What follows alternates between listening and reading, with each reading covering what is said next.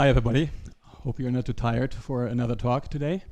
I just was told by one of the students here that TEDxCentraleNantes is actually an engineering school focusing on mechanics, so I appropriately brought a hammer along. But my talk is not going to be about mechanics, it's not about hammer, it's actually about handwriting and the future of handwriting. But I did bring the hammer for a reason, because if the only tool you have is a hammer, you treat everything as if it was a nail. That is sometimes referred to as the law of the instrument, and I believe that this is very, very true in how we have been using computational devices and communication devices over the last 30 years, like PCs and phones, and in particular in how we write on them. We were given a keyboard and a mouse, and we have been using them for pretty much everything we do with these devices. We have been using keyboards for texting, searching, blogging, writing reports, meeting minutes, and much, much more. And the keyboard is a wonderful tool for writing text, as was a typewriter before PCs were actually around. Generations of journalists and secretaries and professional writers typed articles, letters, and books, and many other documents on typewriters. There's nothing wrong about that. But unfortunately, we have also been using them for drawing, for sketching, for making diagrams, taking notes, and other tasks that ideally actually require some other tools. But nothing else was available in the digital world, so that's what we used.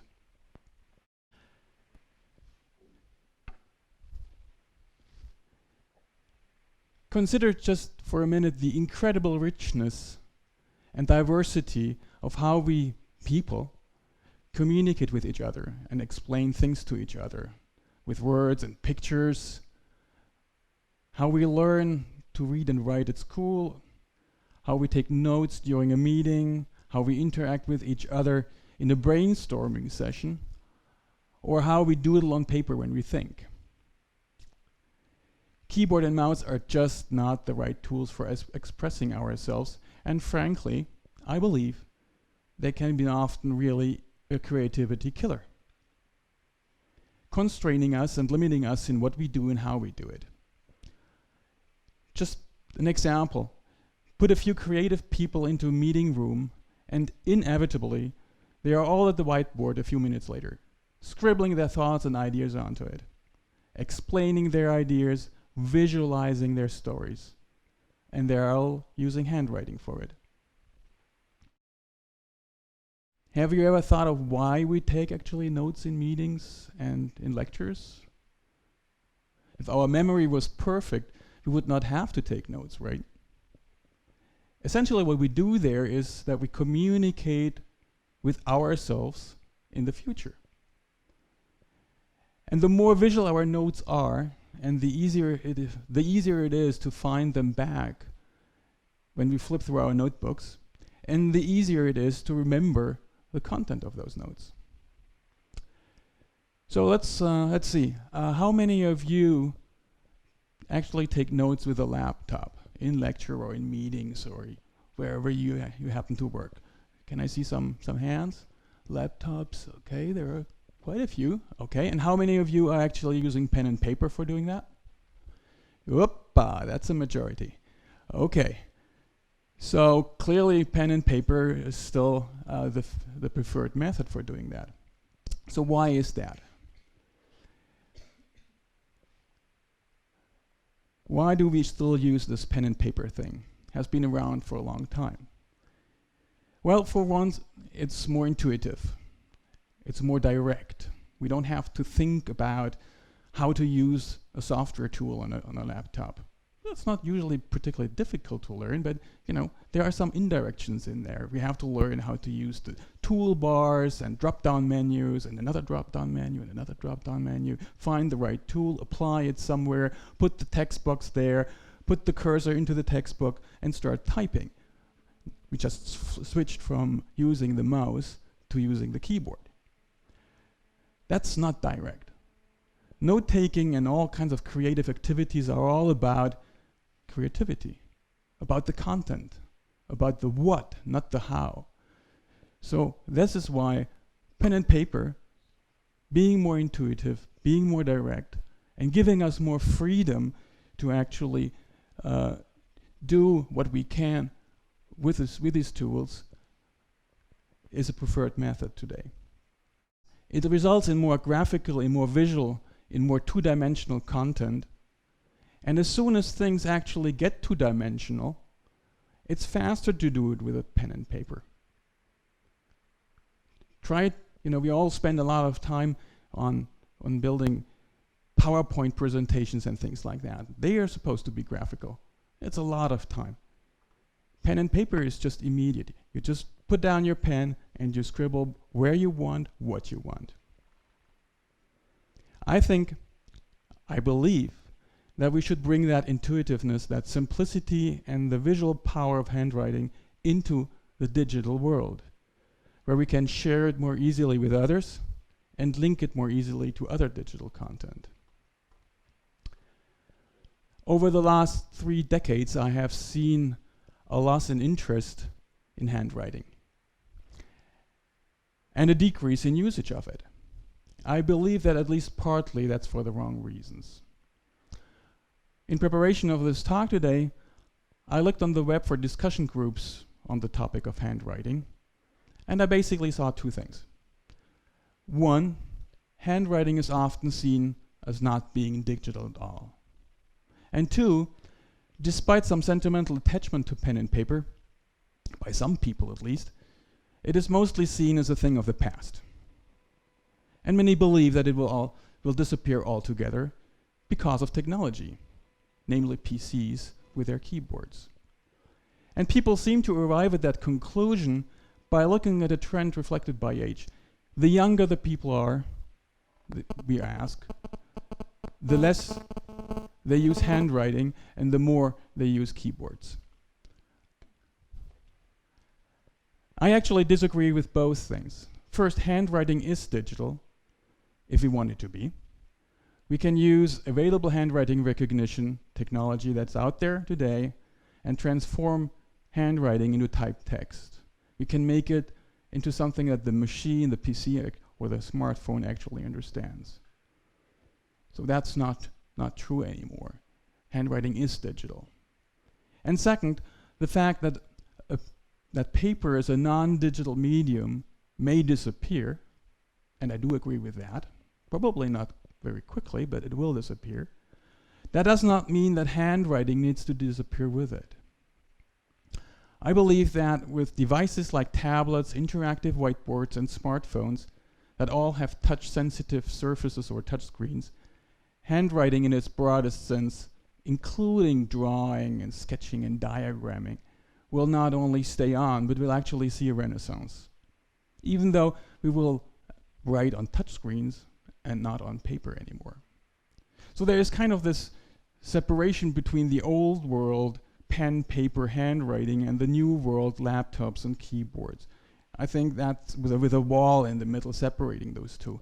I think that's not a good situation. I think we need to look in the old world, what needs to be saved there. Maybe paper isn't it, but handwriting certainly is. And I hope I will make that point today in what follows in my talk.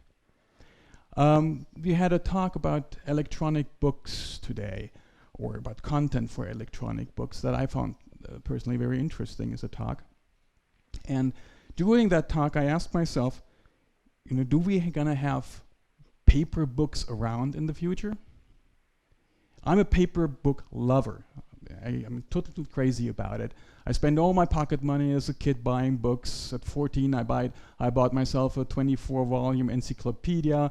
My study is full of books. I love to use them, to have them around. I consider them as my extended brain. I'm really fond of them. But I do think that paper books will go away because the value proposition of electronic books is just incredible. You can carry them over hundreds of books around with you. You have access to basically all the books in the world. If that's not true yet today, it's going to be true tomorrow. It's a wonderful medium actually to link the content of existing books out there to your own notes. Just imagine you're taking notes, you're putting a hyperlink into a textbook there, hyperlink back into your notes, so you can actually jump for back and forth between what you do when you're creative or when you're taking notes into the existing world of content. So I believe that this is a value proposition that's so strong that will make paper go away, paper books. And I think that here we have the same situation. I think that paper may actually go away, but handwriting should stay.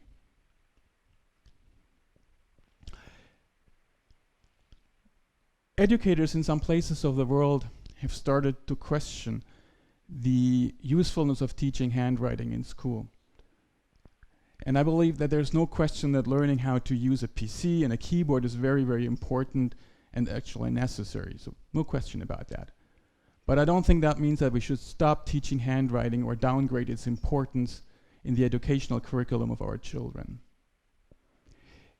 In January 2012 in Washington, D.C., a summit on the role of handwriting in the 21st century was organized, and people there concluded that not only handwriting is an essential part of education, but it needs to stay. I found that reassuring. But beyond the objectives of education, I believe that there are good reasons to hold on to handwriting. Because there is essentially no reason that the interaction tools we use with modern machines aren't as rich as the interactions we have with other people. You know, I talked about this very rich world, how we interact, and I would like to see that transferred to the ways we interact actually with the machines. Handwriting allows for writing, for drawing, and for many other ways to deal with graphical content in a much better way than keyboard and mouse. So I think that's worth preserving. A few words about myself. I have been around for 30 years in the field of machine learning, pattern recognition, and artificial intelligence, and their applications in how we interact by writing with machines like computers and phones. I went even as far as starting a company 15 years ago, actually here in Nantes, for developing handwriting recognition technology. And essentially what we did there is we taught computers to read human handwriting. But as so often in life, when you think about how to teach something to others, we actually learned a lot about ourselves. Whoops. Over the years, we learned in my company that the real limitations in how we interact with computers are not on the machine side, but the limitations are on the human side. That is surprising at first, as we usually consider ourselves as being the intelligent part in the human-machine interface game. Hey, we have the brains, right? But actually, it's the humans that limit this interaction. The speed at which we can move fingers. You know, we can't type faster. The size of our hands and fingers. When we think about miniaturizing mobile devices, we could build smaller mobile devices, but we can't use them with those hands and fingers. The resolution of our eyes, we could build better screens, but at some point, and smaller screens, but at some point it doesn't make sense because our eyes aren't good enough for that. Or the capacity of our memories. You know, very limited compared to what a computer can actually store in content. Plus, we forget. A computer doesn't. So all these human characteristics make up for a lot of limitations. And worst, it's not only that those are the limiting factors, but those are going to stay around for the next hundreds and thousands of years because human evolution is very slow. And at least if we limit ourselves to our biological future. So the evolution of technology, on the contrary, is very rapid. We have moved from, in 40 years, from almost nothing in computers and communication devices to the incredibly rich IT and communication world we have today. So when computers came to existence, engineers did what they could, given the existing technology at first. And it was us, the users, who needed to adapt to the machine. That's okay.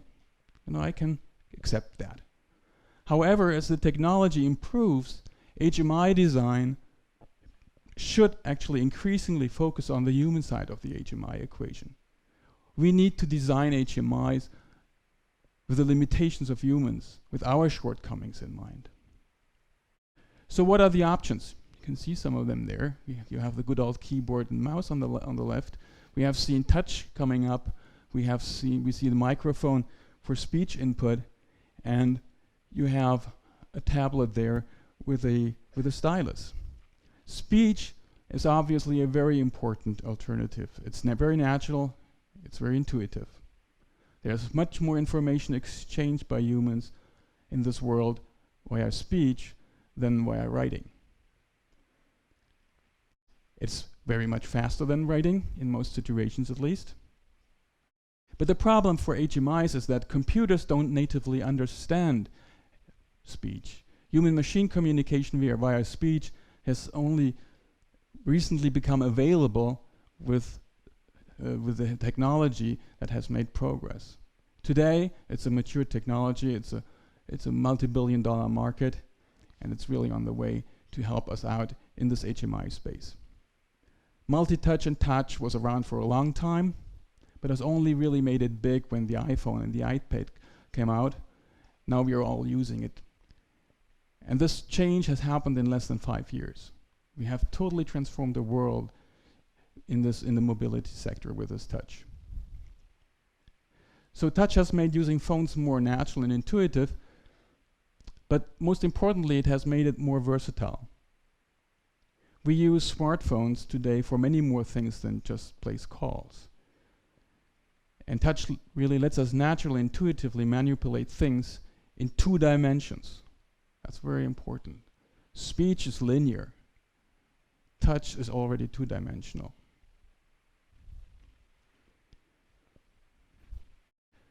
That brings us to handwriting, and which is a natural extension to touch. Once we have adopted touch, there's no reason not to adopt handwriting as well. There were early attempts at that. You know, some of you in this room may remember in the 90s, there was an Apple Newton, and there was a Palm Pilot, and later on some tablet PCs from Microsoft. They all haven't really led to a big success. But we have come a long way since the early days of pen computing. And as for speech, machines do not natively understand handwriting. But with the handwriting recognition technology, that understands our handwriting today and our drawings, we are in a good position to actually really use that today. Today we cover more than 50 languages in handwriting, so this is something that really scales across the planet. So using handwriting recognition technology, handwriting becomes digital. It becomes searchable. You can run a spell checker on it if you want to, or you can automatically translate handwritten text. And handwriting, unlike speech and typed text, is the only way that we have to naturally and intuitively communicate with a mix of text and drawings. It is our best tool for visual communication.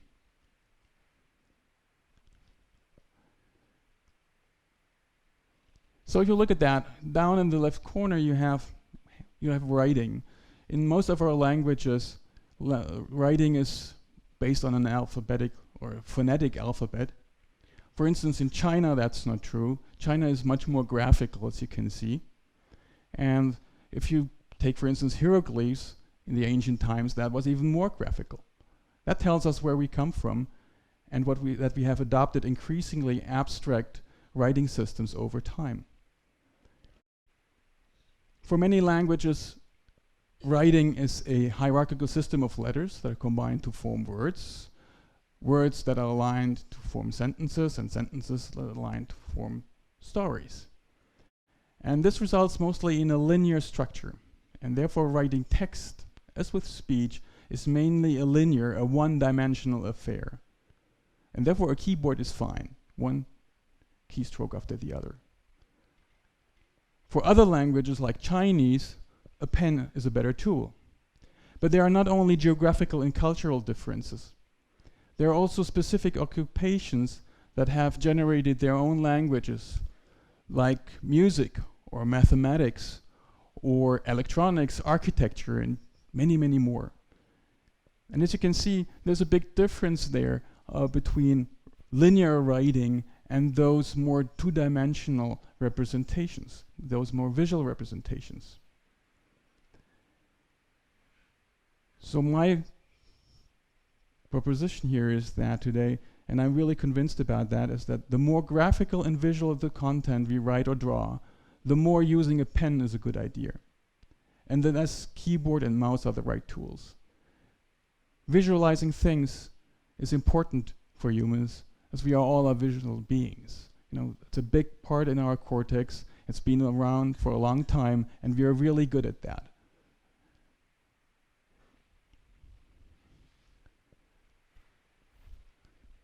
So I have two predictions to finish up my talk. One is on the evolution of touch and writing HMIs over the next 2 or 3 or 4 years.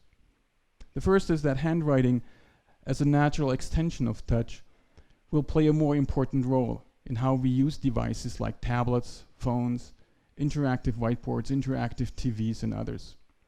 And it will lead to a renaissance of penmanship, but with all the digital advantages on top, bringing the best of the two worlds together. And the second is that tablets, and I've seen many of you use tablets, will evolve from content consumption devices to content creation devices using state-of-the-art touch and handwriting technology. And this will come not because technology pushes us there, but because these more natural, more intuitive human-machine interfaces better fit human capabilities and shortcomings.